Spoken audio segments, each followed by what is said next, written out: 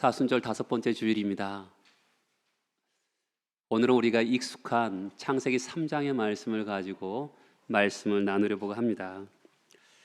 여러분, 신앙생활 하는데 성경은 어떤 관점에서 보세요? 우리는 보통 성경을 이런 관점에서 많이 봅니다. 내 삶과 내 마음에 좋은 말씀들이 참 많이 있다, 이런 관점에서 우리가 어떻게 하면 내 삶과 내 마음에 적용을 할까, 이런 관점에서 주로 성경을 보는 것이 대부분입니다. 물론 성경은 주옥 같은 말씀들이 굉장히 많습니다. 하지만 성경은 그 정도가 아닙니다. 성경은 하나님에 대해서 우리에게 가르쳐 줍니다. 그리고 인간은 어떤 존재인가, 성경은 우리에게 또한 가르쳐 줍니다. 그리고 우리가 살아가는 이 세상을 어떤 눈으로 바라볼 것인가 또한 가르쳐 줍니다. 거기다가 이 역사를 주관하신 하나님, 그 역사에 대해서 우리에게 하나님의 말씀을 통해서 가르쳐 줍니다. 그런 성경 가운데 이 창세기 3장은 굉장히 중요한 말씀입니다. 창세기 3장은 성경이 가르쳐주고 싶은 진리가 이렇게 축약되어 있습니다. 창세기 3장은 아담과 하와가 타락의 사건이 나옵니다. 이 사건은 아담과 하와가 타락한 사건에 그치는 것이 아닙니다. 그것이 또한 우리가 오늘 범하는 죄의 모습이기도 하고 또한 우리 후손들이 범할 죄의 모습이기도 합니다. 그래서 창세기 3장은 굉장히 중요한 진리를 담고 있습니다. 어떤 경건한 신앙을 가진 할머니가 아이에게 성경 이야기를 자주 구어체로 이렇게 잘 가르쳤습니다. 제가 우리 교회에서도 아이들이 태어나면 두란노 서원에 어린이 그림 성경을 사줍니다. 그런 그림 성경처럼 할머니가 성경 이야기를 아이에게 가르쳐 줍니다. 그때 그 아이에게 가장 깊게 잘 다가왔던 말씀은 창세기 2장에 하나님이 천지를 창조하시는 그 아름다운 장면이 그 아이에게 너무나 마음에 와닿았습니다. 하나님이 정말 세상 보시기에 좋게 아름답게 천지를 창조하셨구나, 이러면서 세상을 굉장히 긍정적으로 생각했습니다. 근데 어느 날 손자가 할머니 손을 잡고 처음으로 친척의 장례식에 다녀왔습니다. 손자는 사람들이 슬퍼하는 모습을 보고 사람들이 관을 움직이는 것을 보면서 장례식이 끝난 다음에 여러 가지 의문점이 들었습니다. 할머니, 사람은 왜 죽어요? 사람은 늙어서 병들어서 죽는 거야. 그 전에 할머니가 저에게 창세기 이야기를 했는데 세상을 아름답게 보기 좋게 만들으셨는데 왜 사람이 죽어요? 라고 질문을 합니다. 이 할머니가 손자에게 더 이상 대답할 말이 없어서 집에 가서 얘기해보자 하면서 창세기 3장의 이야기를 집에서 구어체로 또 읽어줬다 그래요. 저는 여러분들이 목장 예배 드릴 때 여러분들의 좋은 이야기만 하는 것이 아니라 그냥 정말 인간의 질고와 고통의 이야기를 나누었으면 좋겠다라는 생각이 있습니다. 물론 비밀을 지켜주는 전제하에서 그렇죠. 겉보기에는 굉장히 사람들은 아주 행복해 보이고 좋아 보이고 하지만 사람들은 대부분 아픈 질고와 슬픔을 가지고 다 있습니다. 정직하게 인격과 인격으로 만나다 보면 사람들은 슬픔과 눈물과 시련이 그들의 인생 가운데 다 있습니다. 사람들에게 끊임없는 오해가 일어나죠. 우리가 사실 성경에서 말씀 중에서 용서하십시오, 용서를 구하십시오 하는데 굉장히 그것을 순종하기가 굉장히 어렵습니다. 부부사회 속에서도 그렇잖아요. 부부관계에도 가장 상처를 많이 받는 사람이 부부관계인데 부부관계에서도 서로 용서하십시오, 용서를 구하십시오 하는데 생각보다 쉽지 않다는 것을 느낍니다. 개인의 삶만 그렇습니까? 우리 사회 전반에 많은 부조리가 곳곳에 널려 있습니다. 지금 봄이잖아요.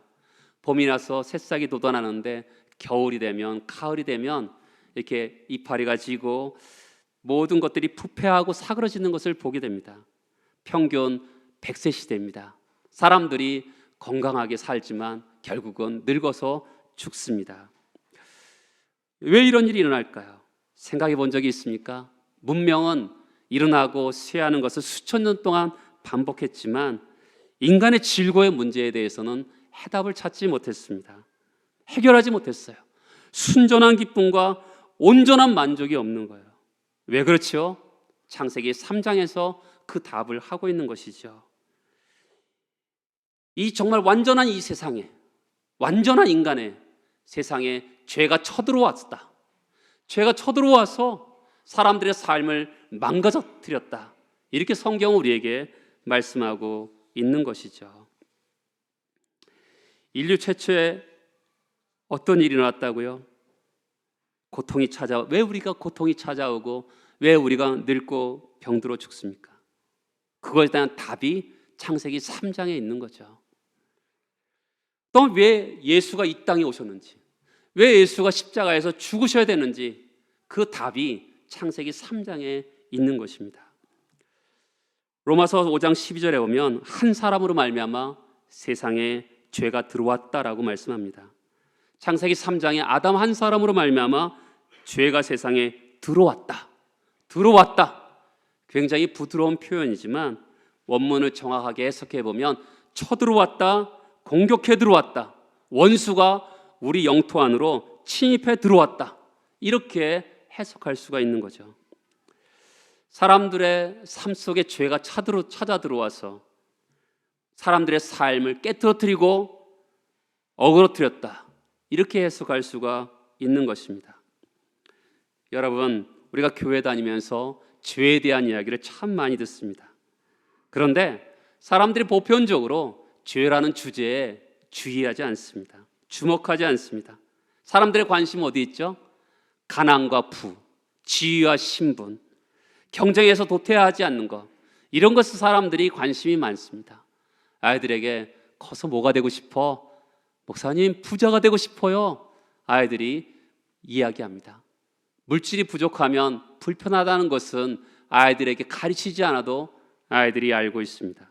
그런데 성경이 정말 중요하게 여기는 죄라는 주제는 무관심합니다. 사람들의 삶을 죄가 다 망가뜨렸거든요. 그럼에도 불구하고 죄에 대해서는 무관심합니다. 왜 그럴까요? 그것은 우리 어머니 모태에서부터 죄를 가지고 태어났기 때문에 죄에 익숙하게졌기 때문에 그렇습니다. 죄가 너무나 익숙하니까 죄에 대해서 사람들은 무관심합니다. 사람들이 신앙생활 20년, 30년 하더라도 변화와 성숙이 굉장히 작습니다. 왜 더딜까요? 여러 의견이 있을 수 있지만 상당 부분은 죄의 정의에 대해서 실패했기 때문에 그렇습니다. 죄라는 주제에 대해서 여러분, 죄를 어떻게 생각하세요? 일반적으로는 윤리적으로, 도덕적으로 생각합니다. 그리고 교회 다니는 사람들도 하나님이 하라, 하지 말라, 이 조항을 범하는 것으로 생각합니다. 나는 교회 잘 다니고 있고 술, 담배 하지 않으니까 별로 심각하게 죄의 문제를 생각하지 않습니다. 여러분, 여러분 죄 뭐세요? 라고 하면 십증팔구, 윤리적이고 도덕적인 것을 생각합니다. 그런데 여러분, 지난주에 우리 바리새인 시몬에 대해서 배웠잖아요. 바리새인 굉장히 종교적이지만 하나님의 은혜 안에 들어가지 못했습니다. 왜 그랬을까요? 죄라는 정의가 정확하게 내려지지 않았기 때문에 그렇습니다. 한 여인은요, 예수께서 이렇게 평가합니다. 저는 사랑을 많이 받은 여자다, 이렇게 이야기하고 있는 것이죠. 사랑함이 참 많은 자다. 왜 그랬을까요? 그 사람은 죄가 어떤 것인지 알고 있었던 것입니다. 우리가 왜 용서함을 받았는데 왜 사람들을 더 사랑함이 많은 사람이 되지 못할까요? 그것은 성경이 말하는 죄를 보지 못하기 때문에 그렇습니다. 나는 윤리적이고 도덕적으로 그렇게 죄를 짓지 않았어. 그러니까 이 하나님의 깊은 죄를 용서함을 경험하지 잘 못하는 거예요. 나는 그러니까 사랑함이 적은 거죠. 나는 그렇게 큰 죄인이 아니라고 생각하는 거죠. 그러니까 사람들을 진정으로 사랑하고 예수 그리스도를 사랑하는 것이 작게 되는 것입니다. 왜 그렇다고요? 죄에 대한 정의가 명확하지 않기 때문에 많은 사람을 사랑하는 것에 실패하는 것이죠. 죄가 어떻게 이 세상에 들어왔을까요?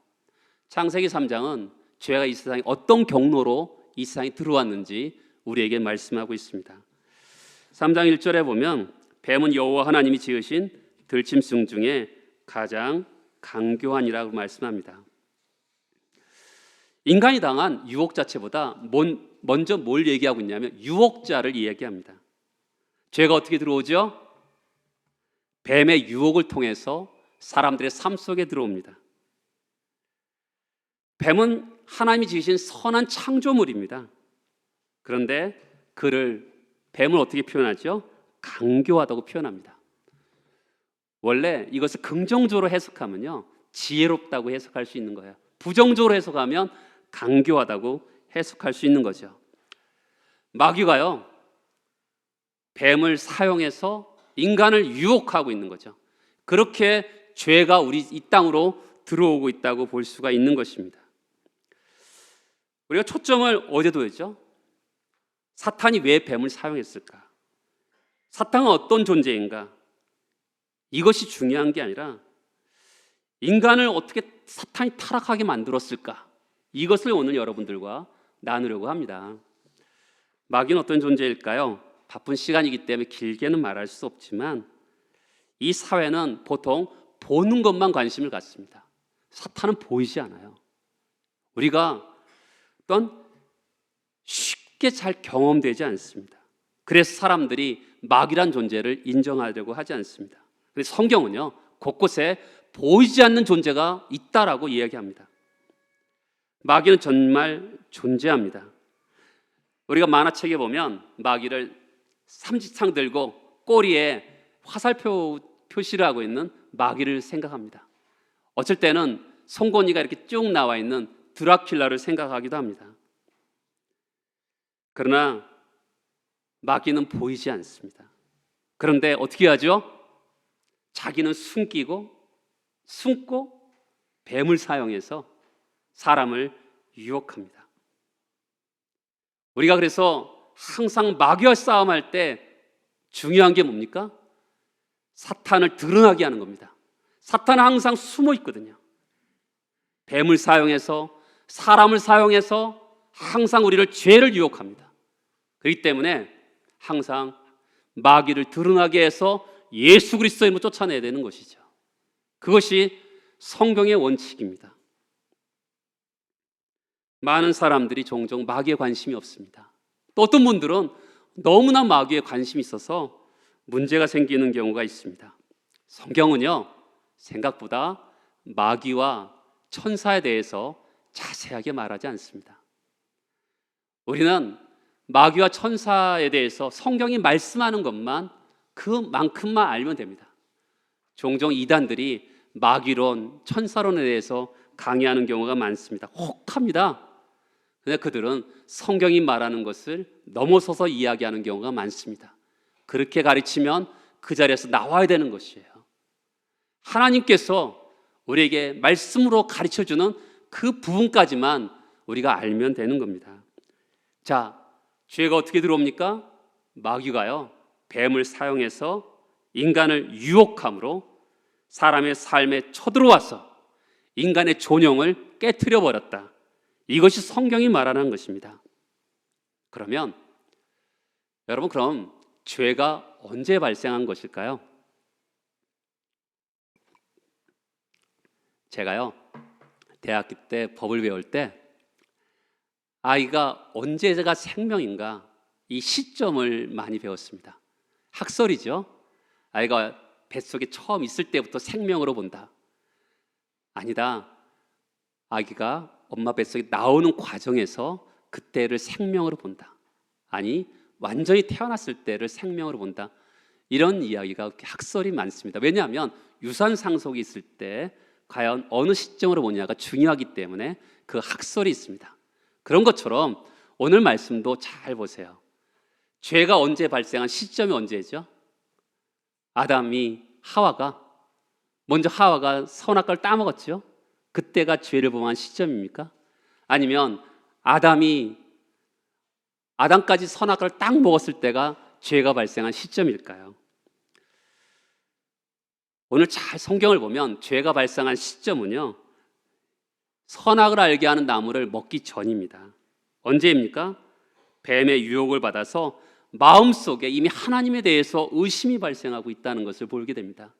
그것이 죄의 시발점이라고 저는 보고 있습니다. 죄가 어떤 길을 통해서 어떤 방법으로 옵니까? 자, 1절 다시 보면 뱀이 여자에게 물어 이르되, 여러분, 유혹이 어떻게 오죠? 언어를 통해서 옵니다. 언어라는 것은 우리의 생각과 우리의 마음을 표현하는 수단인데, 이 언어를 통해서 마귀가 유혹하고 있다는 것을 기억해야 됩니다. 항상 우리들의 삶 가운데 속에서요, 언어를 통해서 마귀가 유혹하고 있다는 것을 꼭 기억하셔야 돼요. 지금 뱀이 물어 이르되, 언어를 통해서 마귀가 우리를 유혹하기 시작합니다. 죄가 어떤 경로로 들어오고 있습니까? 3장 1절을 다시 보면 뱀이 이렇게 얘기합니다. 참으로 너에게 동산 모든 나무 열매를 먹지 말라 하시더냐. 2장 16절과 17절에 보면 여호와 하나님이 그 사람에게 명하이르되 동산 각종 나무 열매는 내가 임의로 먹되 선악을 알게 하는 나무 열매는 먹지 말라. 내가 먹는 날에는 반드시 죽으리라. 유혹의 목표가 어디입니까? 하나님을 공격하는 데 있습니다.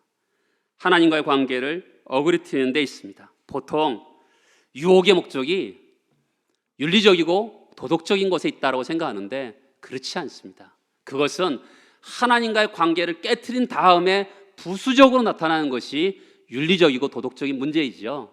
마귀는 첫 번째 죄의 핵심이 뭐냐면 하나님을 관계를 깨트리고 또한 하나님을 공격하는 데 있는 것입니다.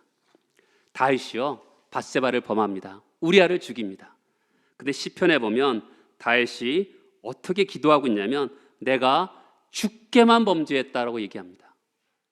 아니, 다윗이 강간을 했고 또한 우리아를 죽이는 살인죄를 범했는데 그럼 그 죄는 없는 겁니까? 아니죠. 모든 죄 중에 가장 1차적인 잘못은 어디 있냐면 하나님을 대적하고 하나님의 가슴을 찢어놓는 데 있다라고 얘기하는 것이죠. 다윗은 이것을 깨달은 것이죠. 사람들에게 몹쓸 짓을 했지만 하나님을 대적하고 하나님의 가슴을 찢어놨다. 내가 주께만 범죄했다라고 이야기합니다. 여러분, 죄를요 윤리적인 관점에서 보면 안 되고 죄를 신앙적인 관점에서 해석할 수 있어야 돼요. 죄를 1차적으로 하나님을 대적하고 하나님을 대항하는 것으로 보는 것이죠. 그 관계에서 죄를 해석해야지만이 죄를 바르게 해석할 수 있게 되는 것이죠. 자, 마귀가 뱀을 사용해서 마귀의 여자에게 말을 합니다. 참으로 하면서 1절에 너에게 동산 모든 나무 열매를 먹지 말라 하느냐 이렇게 얘기하죠. 여러분, 하나님이 원래 어떻게 얘기하셨어요? 2장 16절에 보면 동산 각종 나무의 열매는 내가 임의로 먹되 마음껏 먹으라. 하나님은 어떤 관점입니까? 은혜의 관점이죠. 그렇죠? 풍성하신 하나님, 사랑의 하나님, 마음껏 먹어, 다 먹어. 이게 하나님의 은혜의 관점이라면 사탄은 어떻게 하죠? 참으로 걱정하면서 얘기하는 것 같아요. 동산 모든 나무의 열매를 먹지 말라 하느냐. 하나님을 인색하신 하나님이 노랭이 하나님으로 바꾸고 있어요. 성경은 어때요? 하나님은 좋으신 하나님, 선하신 하나님이에요. 근데 마귀는 하나님을 어떻게 하죠? 인색하고 노랭이 하나님으로 보고 심술쟁이 하나님으로 보고 있는 것이죠. 하나님은 언제나 충만하시고 풍성한 분이시거든요. 근데 사탄은 우리에게 어떻게 합니까? 하나님에 대해서 잘못된 이미지를 줘요. 정말로 그러느냐? 질문을 사용해요. 여러분, 사탄은요 질문을 해요, 우리에게. 그러면서 우리에게 생각하게 합니다. 근데 사랑의 하나님, 은혜로운 하나님을 생각하기보다는 뭔가 나에게 인색하고 나에게 뭔가 섭섭하게 하시는 그 하나님의 이미지로 바꾸게 되는 것이죠. 참으로 하면서 하나님의 말씀을 비틉니다. 이단들이 그렇죠. 예수를 시험할 때도 성경을 비틀어서 예수를 시험합니다. 여러분, 교회 역사를 통해서도요 항상 이단들은 성경을 비틀어서 우리에게 시험합니다. 어떻게 비틀죠? 하나님은 금지한 건 하나예요. 그렇죠? 선악과 알게 나무 하나를 하는데 그 하나를 부각시킵니다. 하나님 원래 어떤 분이세요? 동산나무의 모든 열매를 먹으라 하셨는데 그것을 모든 것을 보지 못하게 하고 단지 먹지 말라는 하나를 부각시킵니다. 사람들이 청년 때는 가장 많이 하는 질문이 하나님이 선악과 알게 나무를 왜 만드셔서 이렇게 고생시키십니까? 이런 질문을 우리 참 많이 했던 기억이 나요. 근데 그 문제가 해결된다고 예수 안 믿는 사람들이 예수를 믿지는 않아요. 마귀는요 아직도 구원받지 못한 사람들의 마음을 눈을 어둡게 하는 거죠. 여러분, 창조 기사를 보세요. 사람들을 얼마나 하나님이 귀하게 만드시는지 보게 돼요. 하나님께서 우리의 모양대로, 우리 형상대로 사람을 만들자고 하세요. 흙으로 만들었어요. 어떻게 보면 허망한 존재 같잖아요. 근데 하나님의 생기를 불어넣으심을 통해서 하나님의 생기와 하나님의 모양과 형상으로 만들을 통해서 특별한 존영이 있는 아름다운 사람을 만드셨어요.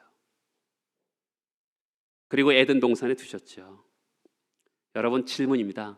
하나님이 사람을 창조의 몇째 날 만드셨어요?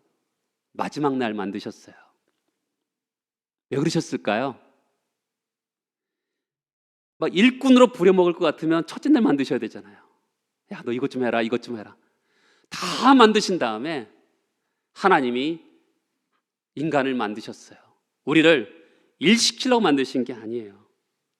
아름답고 완전한 그 에덴 동산을 다스리고 통치하기 위해서 만드신 거죠. 그래서 사람을 창조한 날이, 다음 날이 무슨 날입니까? 안식일 날이죠. 창조하신 목적이 일시킬 목적이 아니었던 거죠.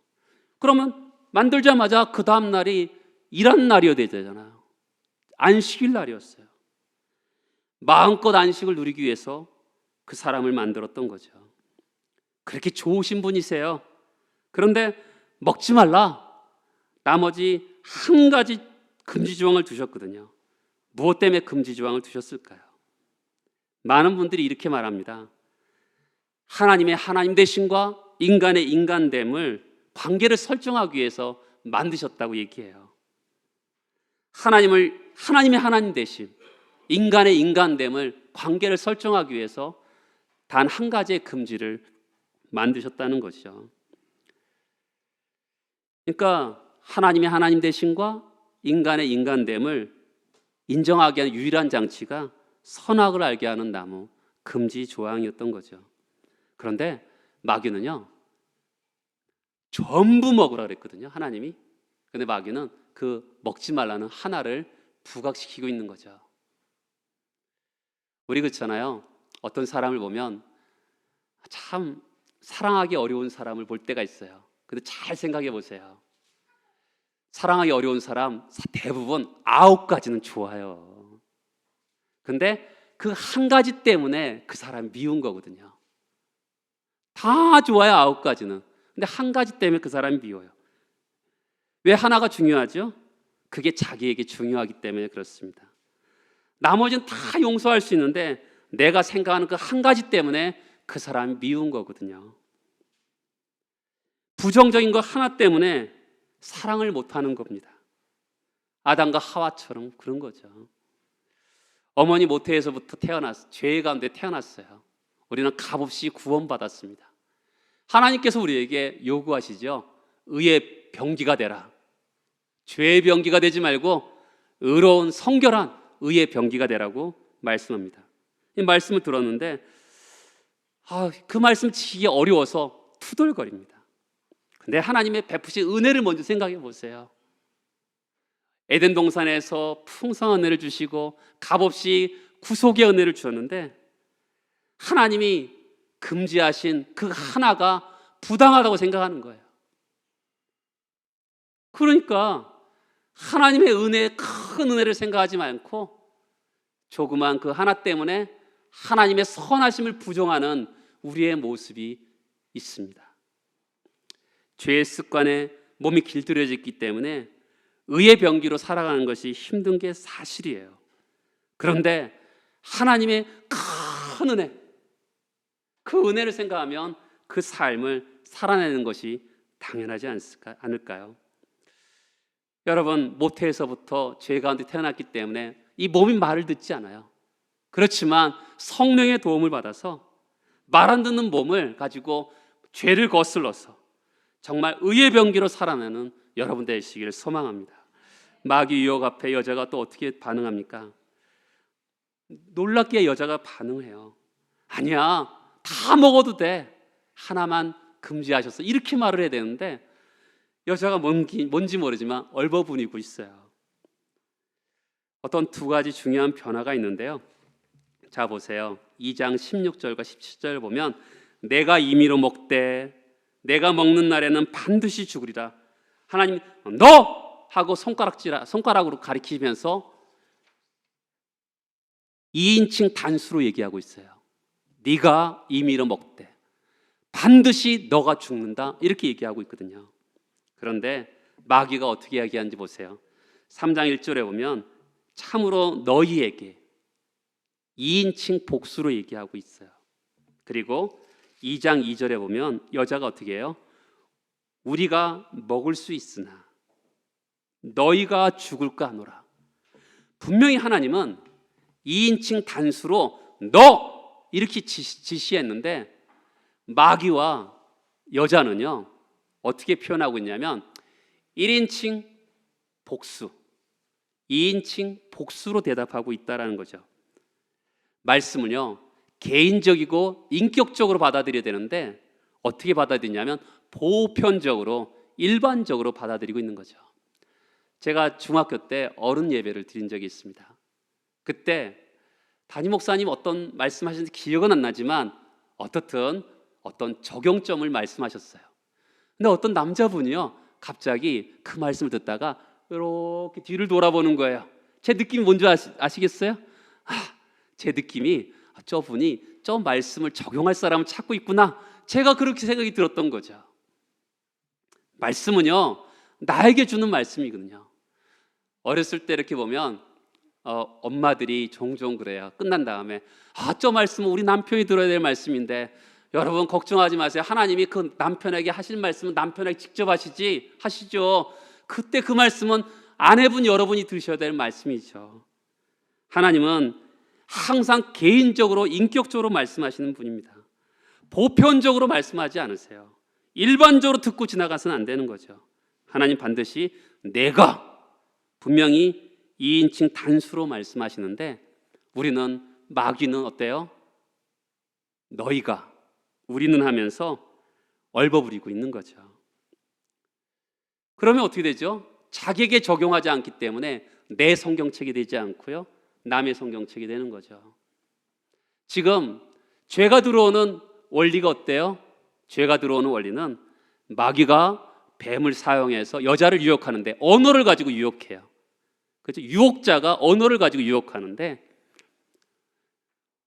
죄가 들어오는 경로 중에 한 가지가 내가 그 말씀을 아멘하고 내가 받으면 될 것을 남에게 적용할 때 문제가 생기는 거죠.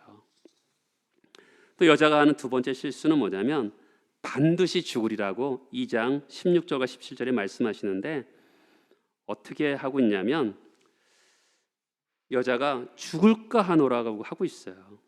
원문에는요 반드시란 말은 사실 없어요.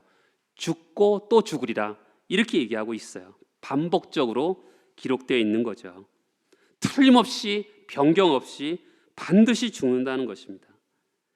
하나님은 네가 저거 먹으면 너 반드시 죽을 거야 이렇게 말씀하셨는데 먹는다고 설마 죽기야 하겠어? 불순종에 대한 결과를, 죽음에 대한 결과를 흐리고 있는 거죠. 여러분, 결과가 흐리면 어떻게 되죠? 죄에 대해서 담력이 생깁니다. 죄를 지어요. 반드시 죽는다는데 죽을까 하니까 결과에 대해서, 죽음에 대한 결과를 흐리니까 죄를 짓죠. 우리 보통 그렇게 생각하지 않습니까? 우리가 죄를 지을 때 어떻게 해요? 이 죄를 지을 때 문제가 있다고 반드시 있다고 하면 죄 짓지 않습니다. 결과를 흐리니까 얼마든지 죄를 지시다 하면서 지어버리는 거죠. 다음 주에 이어서도요, 죄가 들어오는 죄의 핵심이 뭔가를 한번 더 생각해 볼 거예요. 오늘 이만큼 하고 마무리하면서 여러분들에게 당부의 말씀을 드립니다. 하나님 말씀은요, 선 하나 점 하나 그냥 땅에 떨어지는 법이 없습니다. 하나님 말씀은 말씀하신 대로 되죠. 요즘 세상은 말씀대로 살기 어렵다 그래요. 마귀는 우리에게 이렇게 얘기하죠. 본능에 충실해. 하고 싶은 대로 해. 괜찮아. 아유, 정말 복음처럼 들리죠. 근데 하나님 말씀대로 살기 어렵다고 사람들이 이야기합니다.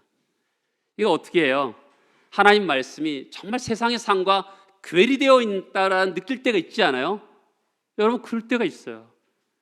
그러니까 어떻게 해요? 말씀대로 살지 않고 내 방식대로 살려고 합니다.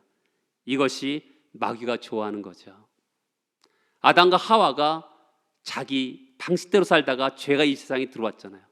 그런 것처럼 마찬가지로 하나님 말씀하신 것대로 살아야 되는데 내 방식대로 살면 바로 진리와의 싸움에서 지기 때문에 결국 죄가 이 세상에 들어오게 되는 것이죠. 저는요, 성경이 가르친 대로 여러분들 가르치고 싶고요, 정말 이 성경이 사실이다라는 것이 여러분들의 삶에 나타나는 것이 제 목회의 목표이죠. 제가 이 땅에서 목회를 하면서 목표가 뭐겠어요? 이 하나님 말씀이 정말 사실입니다. 가르치고 사실대로 여러분이 살았더니 정말 진리네요. 이렇게 고백하는 것이 제 목회의 목표 아니겠습니까? 근데 사람들이 다 말씀대로 안 된다고 얘기해요. 내 삶의 경험과 배치된다고 보편적으로 말하는 세상에서 세상이 뭐라 하든 말씀에 내 생명을 겁니다. 이렇게 도전하는 여러분 되시길 소망합니다. 여러분, 죄가 없는 세상에서요, 아담과 하와가 죄에 넘어졌어요. 그럼 우리는 얼마나 힘들겠어요. 모태에서부터 죄 가운데 태어나고 이 시대가 죄로 물들어져 있는데 너무나 죄의 유혹이 노출되어 있잖아요. 그렇지만 어쩔 수 없다고 생각하지 마시고요, 하나님께서 우리에게 새로운 피조물로 우리를 만들어 놓으셨잖아요. 그것을 인식하면서 성령의 도우심을 구하면서 새로운 역사를 써나가 봤으면 참 좋겠습니다. 여러분, 요한계시록 22장에 보면요, 두루마리 외에 더하면 하나님이 이 두루마리에 기록된 재앙들을 너에게 더하실 것이고, 두루마리 예언의 말씀에 제하여버리면 이 두루마리에 기록된 생명나무와 거룩한 성의 참여함을 제하여버리라고 말씀합니다. 보편적으로 사람들이 어떻습니까? 하나님 말씀을 자기가 동의하는 말씀 어떻죠? 아멘 하고 받아들입니다. 그런데 동의하지 않고 받아들이지 않는 말씀도 있어요. 그러면 자연스럽게 거부하죠. 그게 뭐죠? 하나님 말씀을 제하는 거죠. 그리고 자유주의자들은 기적은 다 빼버리고요, 어떤 상식적인 것만 하나님 말씀에 쑥 집어넣는 경우가 많습니다. 오직 말씀에 여러분 머물러 주시고요, 말씀을 빼거나 더하거나 하지 마시고. 힘들지요. 말씀대로 산다는 게 얼마나 힘듭니까? 죄와 싸운다는 게, 피 흘리기까지 싸운다는 게 쉬운 일이 아니죠. 그렇지만 말씀을 온 힘을 다해서 순종하는 새로운 시대를 열어가는 하나님 사람들이 되기를 소망합니다. 다 같이 일어나셔서 기도하시겠습니다.